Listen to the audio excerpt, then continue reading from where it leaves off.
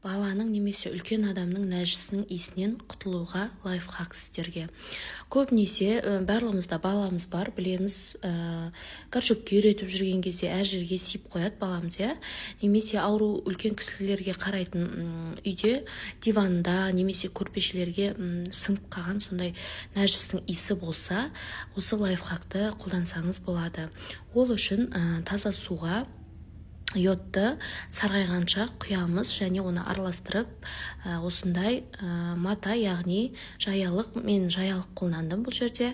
Сол жаялықты әбден араластырып, ішіне малып, одан кейін сығып алып, сол көрпешенің үстіне немесе диванның үстіне қойып қоямыз.